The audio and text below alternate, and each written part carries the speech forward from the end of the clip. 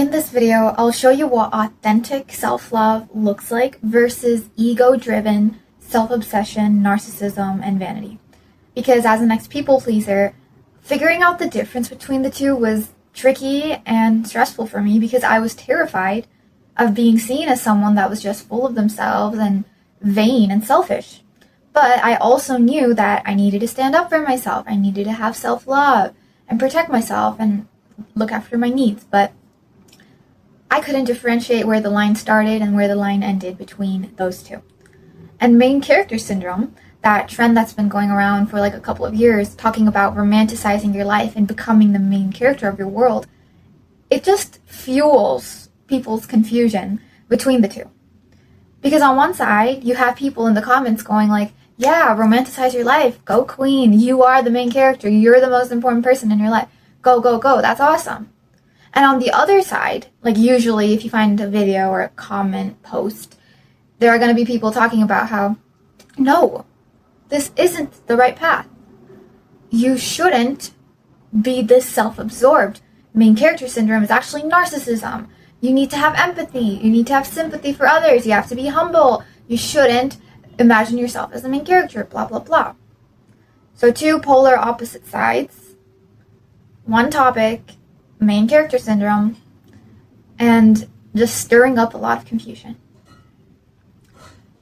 This video is going to clear it all.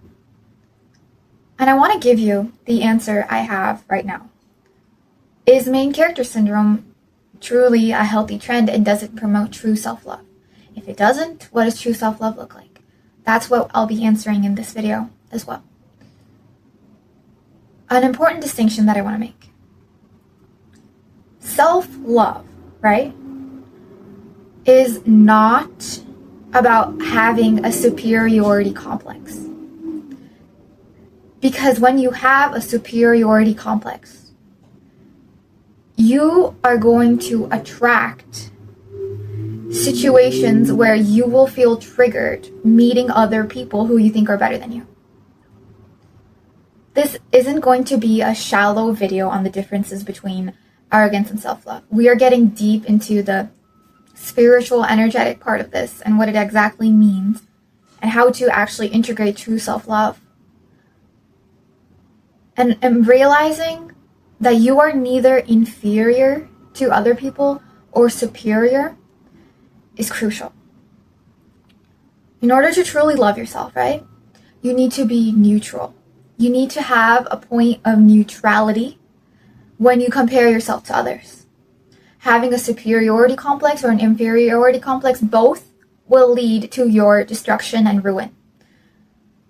Having an inferiority complex, obviously, you will attract and magnetize because what energy you radiate out, the energy of insecurity, the energy of lack, will give you more situations where that manifests. But having a superiority complex where you believe that you are better than other people is also very destructive. Because in order to see yourself as better than other people, you are comparing yourself to other people. And trust me when I say this, at one point in your life, you are going to meet someone that's better than you, and you are going to feel extremely insecure when that happens. Because in the Tao Te Ching, there's one line that goes like, he who is superior is also someone's subordinate. So when you are too attached to your feeling of superiority, that you are the main character, you are better than everyone else, and everyone else is just a side character, eventually you're going to meet other people who you consider to be smarter than you, richer than you, prettier than you, better than you, intelligent than you, more successful. And extreme feelings of insecurity, pain will rise up within you. You will get triggered. And you will feel ashamed of yourself. You will not truly love yourself if you have a superiority complex. Instead, all that is simply self-obsession. And narcissism, right? It is not true self-love. It is a destructive, inauthentic self-obsession. And you put others down in order to make yourself feel good about yourself. Feel like you're in control. Feel like you're in charge. And the reason why narcissists exist, right, is because there's no excuse for their behavior, but there is a void within them that lacks genuine, authentic love for themselves. And so, in order to find an alternative substitute, kind of like instead of eating a meal that nourishes your body, you opt for taking pills instead of a meal as a substitute. It's not the same thing. It won't make you healthy. Like if you only eat prescription pills instead of getting the vitamins that you need from actual whole foods. And narcissists, that's what they do. They try to substitute true healthy self-love with this horrible alternative, which is destructive and hurts other people, by trying to fuel their self-obsession and their ego and their need to feel in control. But here's what differentiates authentic self-love versus self-obsession, okay? Unconditional self-love. What is it? This is true self-love. It's beautiful. It is the love that God has for the planet. It's the love that healthy parents have for their child. It's the feeling you get when you witness, let's say, a little bunny hopping across a hill. You admire the bunny, you feel love swell up in you because it's adorable, it's simply living its life, it's hopping across the hill. And just looking at it without trying to control it, expect it to do anything, or change it, that is unconditional self-love. Conditional self-love, on the other hand, is when you capture the bunny because you admire it, you capture it, you bring it home with you, you lock it up in a cage, and you stare at it in the cage, you feed it food that you have, and you just look at the bunny in the cage and feel good after doing all these changes to the bunny. That is conditional self-love. And a lot of people, they go around having conditional self-love for themselves, honestly. They expect themselves to behave in a certain way, to look in a certain way, and then I can love myself. Then I'll be good enough. Then I'll be blah, blah, blah. And the main thing that I want to get clear on before I continue talking about this is that main character syndrome, right? If you approach it from the perspective, from the lens of we are all the main character in our story. We all decide and manifest our lives. We create our realities. We are all the main character. And you look at it from a place of empowerment, like I'm the main character. I have the potential to be awesome. I can love myself. I can create a wonderful story that I like, and I'm awesome. I feel so proud of myself, blah, blah, blah. If you approach it from that lens of seeing yourself as the main character, but also not putting anyone else down, not seeing the other people as side characters, but also the main characters of their stories, that is healthy self-love. That is unconditional self-love. Because you are focusing on yourself, right? You respect yourself. You know you're the main character of your story, and you are the hero or the heroine. And life is amazing, and it's all about you because you're the most important person in the world. But also knowing that it does not give you the right to see other people as less than you, to see other people as people who aren't that important as you and have feelings that are not as important as yours. Kind of sounds paradoxical to get at first, but hear me out, I'll explain it properly. I want you to think of self-love as having two parts to it. Having your light side and having your shadow side, okay? The light side are the qualities that the internet, the media tells you to love yourself for. Tell yourself you're beautiful. Tell yourself you're intelligent. Affirmations, feel that way. You are confident. Stand up for yourself, blah, blah, blah, okay? And the other part of self-love, which is equally as crucial, equally as important, is to accept and love, paradoxically, your negative qualities. Your negative qualities, such as your fear of being seen as vain. You accept being vain as a part of you. You love that part of you. The negative quality of being insecure about your appearance and fearing being ugly. You accept it, you're neutral about it, and you love it. You accept it as a part of you. It sounds so paradoxical, I know, okay? But understand this, and then I'm going to connect it to the two different reactions that we talked about in the beginning of this video, where if they see someone exhibiting main character syndrome and living a good life, openly expressing their love for themselves, openly feeling beautiful, successful, rich, hot, whatever. Two reactions are, go queen, you're doing great, amazing, keep it up, it's great to see someone that loves themselves openly. The second reaction is the one where you're a narcissist. You can't do that, you have to be humble.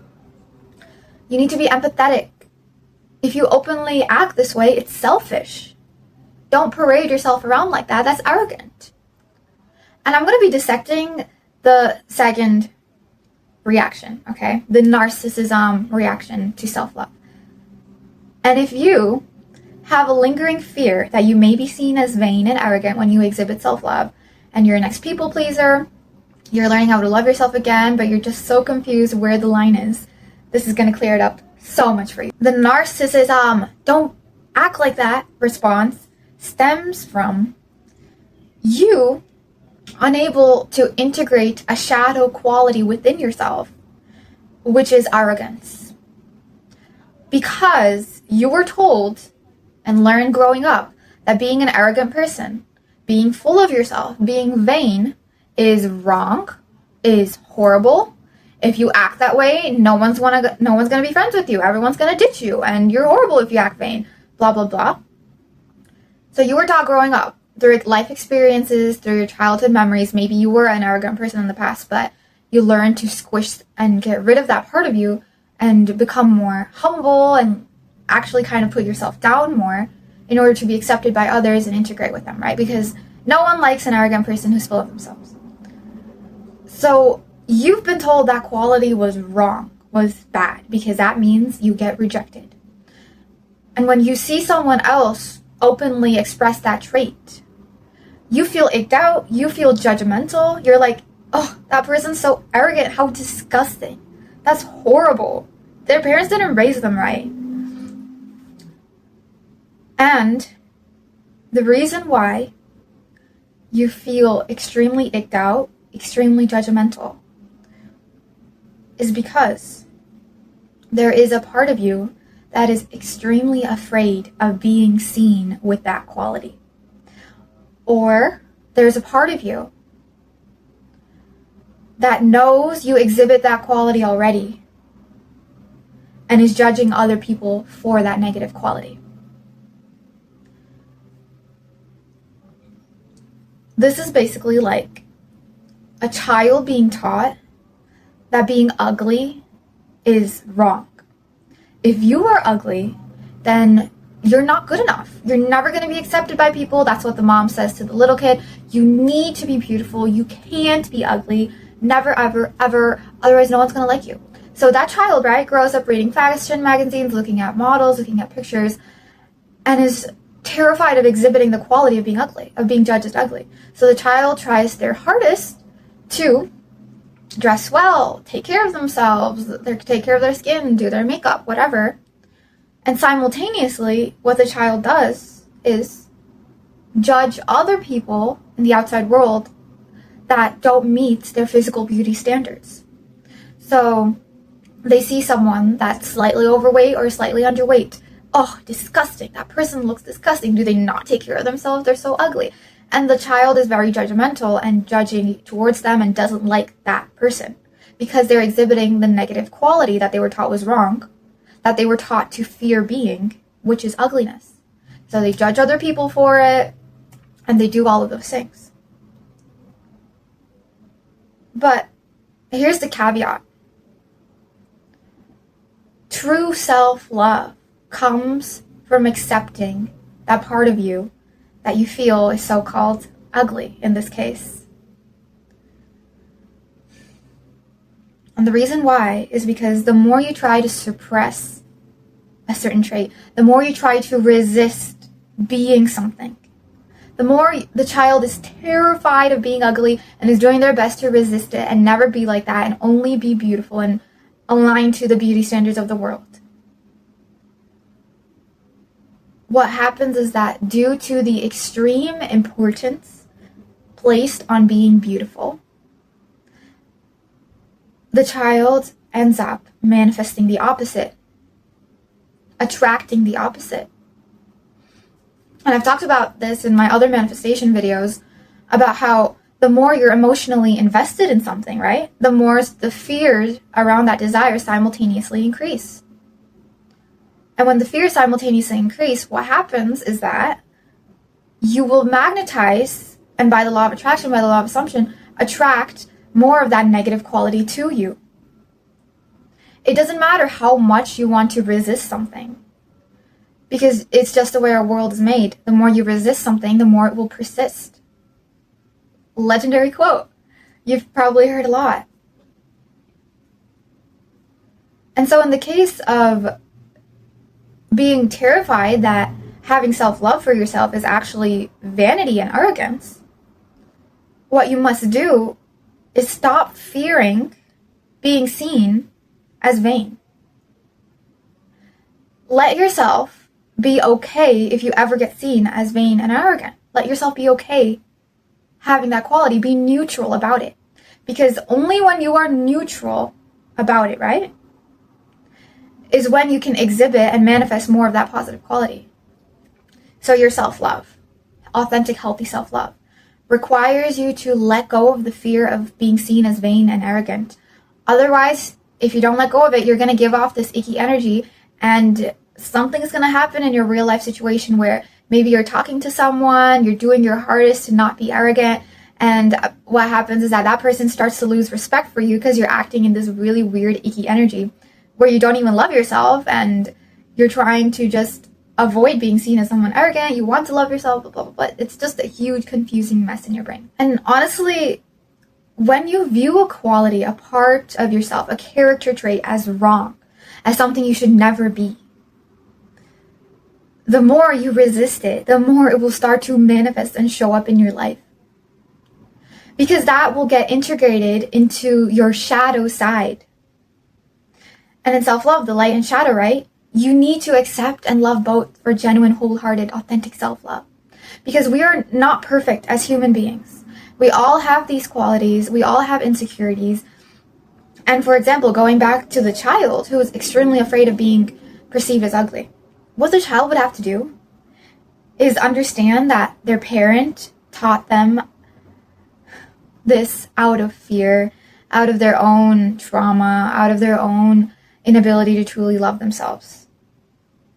And so, in order for the child to properly love themselves, they need to accept the negative quality within themselves and be neutral about it. Be okay with it. Be okay with potentially being seen as ugly. They ask themselves the question, what would open up for me if I was no longer afraid of being seen and being judged for this quality of being physically ugly? And when you do that, you feel an immense sense of freedom because there's no more pressure on you to look a certain way, to be a certain way. And in the case of arrogance and being seen as vain, paradoxically, you must be okay with being seen as arrogant and being seen as vain in order to truly, authentically love yourself. And of course, this doesn't mean that you're going to go out and hurt people. It doesn't mean you're going to go out and manipulate people and approach someone and be like, I look better than you, you're below me. Of course not. The first thing that we talked about in self-love was have a sense of neutrality about yourself. Neither be superior nor inferior. And so accept the quality, since you're not going to hurt anyone, right? You're not going to put anyone down. Accept the quality that you think is wrong and just erase that label as wrong from your brain. Because when you see something as wrong and you feel like that part of you is within you and you're scared of exhibiting it, you can't truly love yourself. You're constantly going to feel icky and hate yourself at times. Because maybe one day, right, you're humble, you're wonderful, and you're just living a good life and you feel like you're being humble and perfect. But the other day, you're going to feel imperfect because maybe there was a moment when you felt like, whoa, I'm doing great. I'm awesome. I'm awesome. This is awesome. And then when that energy comes out, you tell yourself, oh no, I can't feel this way. I feel arrogant. I feel overconfident. I feel horrible. I can't feel this way. I can't be like this. I'm too vain. I can't call myself pretty. That's not fair. That's wrong. Only vain people do that. And that results in you hating yourself at that moment. So you love yourself for your humble quality, but you hate yourself for your vain quality. But since we're human, since we're imperfect, we might exhibit those qualities in our life experience. And so you are technically having conditional self-love for yourself. Not unconditional anymore, conditional. I have to be like this, then I can love myself. I can't love myself if I'm like this, if I'm ugly, if I'm vain, if I'm arrogant, if I'm angry. But the truth is, when you do that is when you truly love yourself. And so, realize that you must overcome your fear of being seen as vain and arrogant. Just let it go. Just let that thought go, okay? Because when you let that go, honestly, your positive traits are going to thrive more than your negative. When you just accept it and stop suppressing it, you let that trait go and you won't be someone that's vain and arrogant.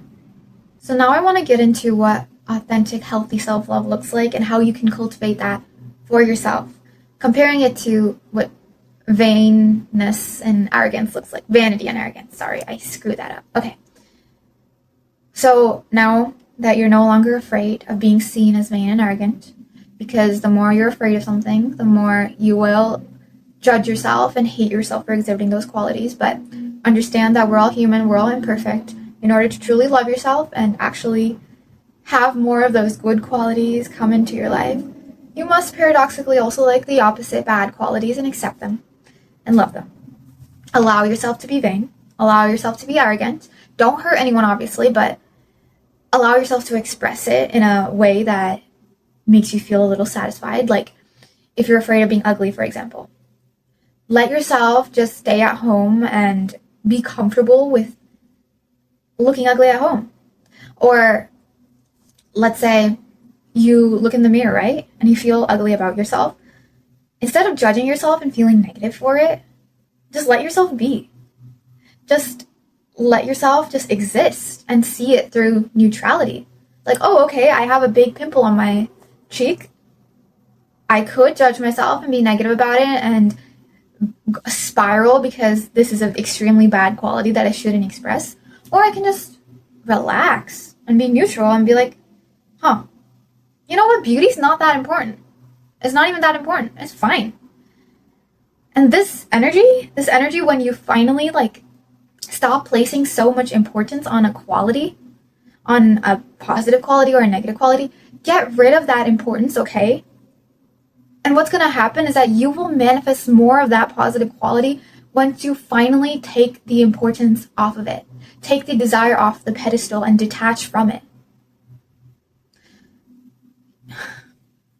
You will be able to only authentically, truly love yourself in a good way and not be a narcissist if you accept the possibility that you can be arrogant and be neutral about it and not see it as the end of the world. Everyone's going to hate me and no one's going to want to be with me. And the next thing that I want to get into, okay, as what healthy self-love looks like, because I'm just going to not hold back. I'm going to tell you everything that I know about self-love and how to cultivate it because I have finally done it now after a lot of years. And life is just so much better knowing that I truly love all parts of me and I'm always on my side because this is what unconditional love feels like. Anyways, okay. An important note that I want you to do, okay? Another important thing is to unconditionally love all past versions of you. This might sound hard at first, okay? But loving all past versions of yourself looks like you loving your inner child, you loving your inner preteen, you loving your young adult, your inner teenager, you loving all phases of you, all the different identities and self-concepts. When you love all past versions of you, hug them, unconditionally look at them with love, even though they were messy, even though they were imperfect. I swear, the amount of love you feel flowing in your body is immeasurable. It feels so, so good. I want to give you an example of this from my own life because I'm not going to be vague, okay? For the longest time, I was very, very hateful towards my inner preteen. I always resisted her and I felt insecure about her, okay? Because she was someone that was very quiet, was seen as very meek, and someone that couldn't really stand up for herself and was just angry at the world. And I, at that point when I was judging her, right, I now believed that I was superior to her.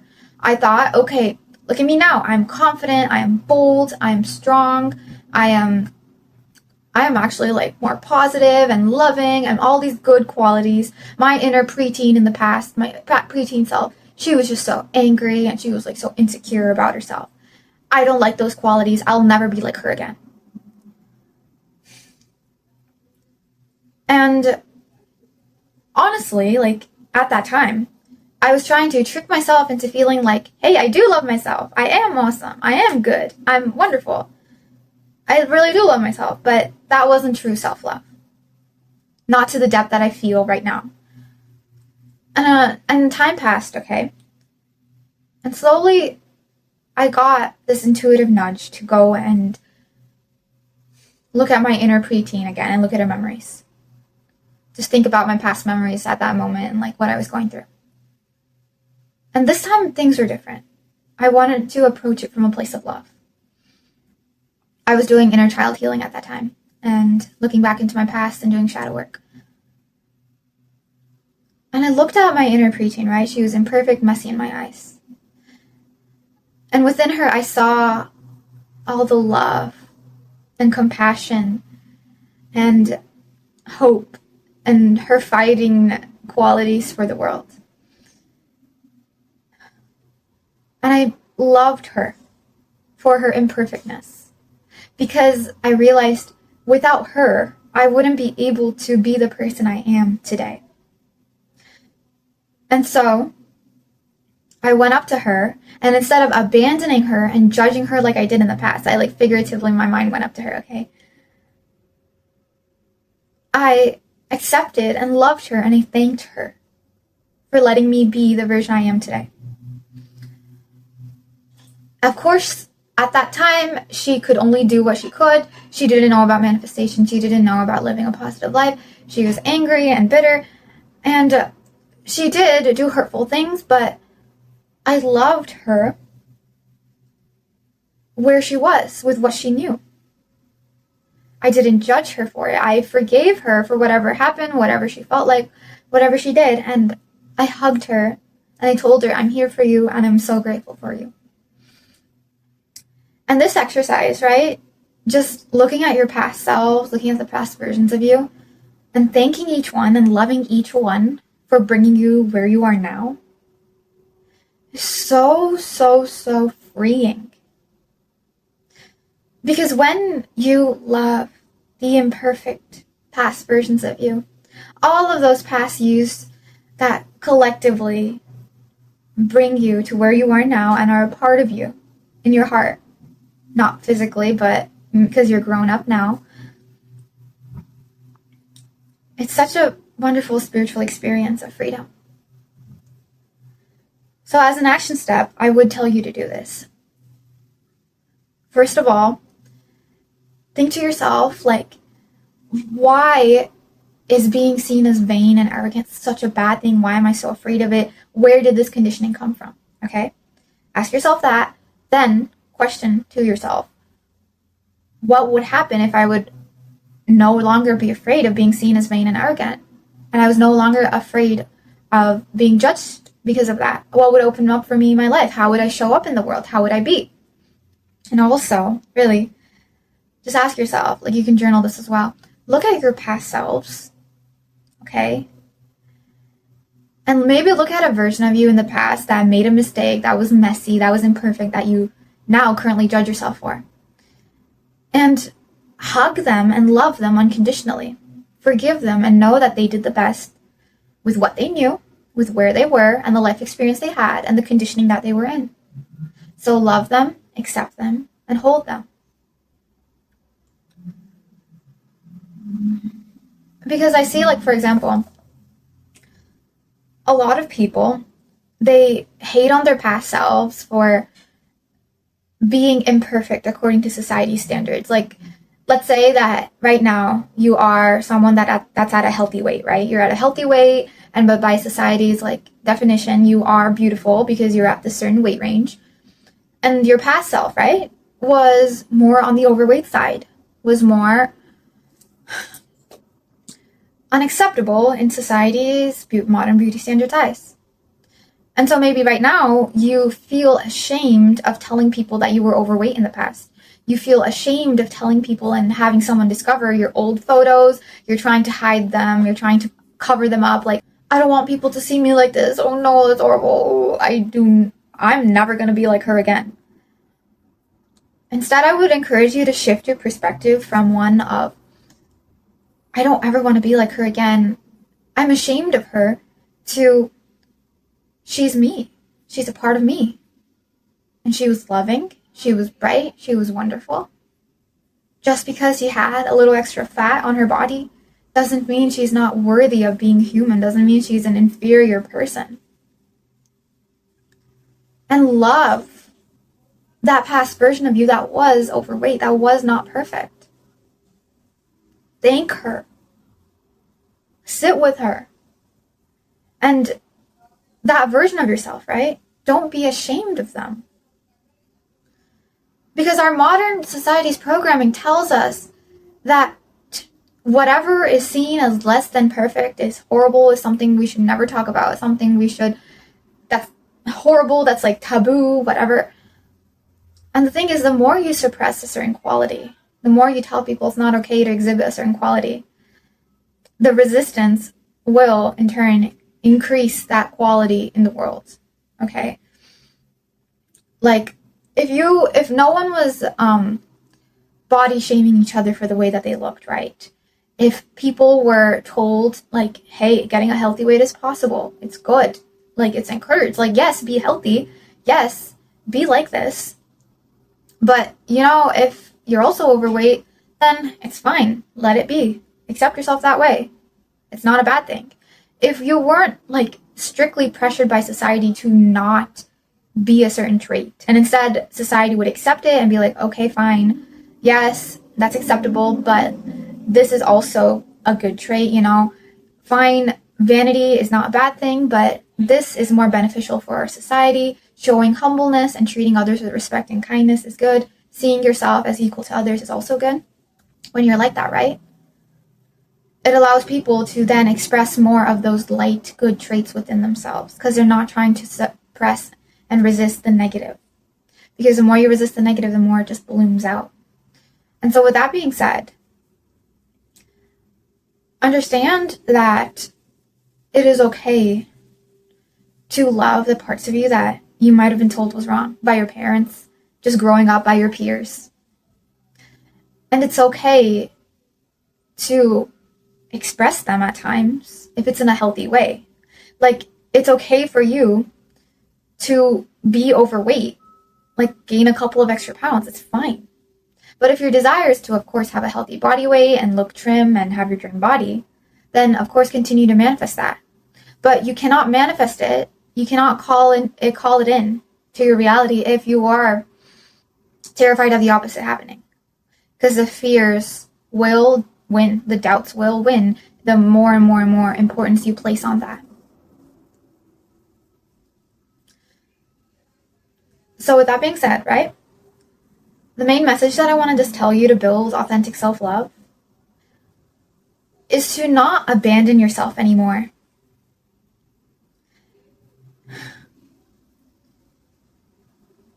Is to love yourself and stay by your side, even if the world judges you for it. Even if the world is judging you for your negative qualities. It's like when I remember this one moment in my life.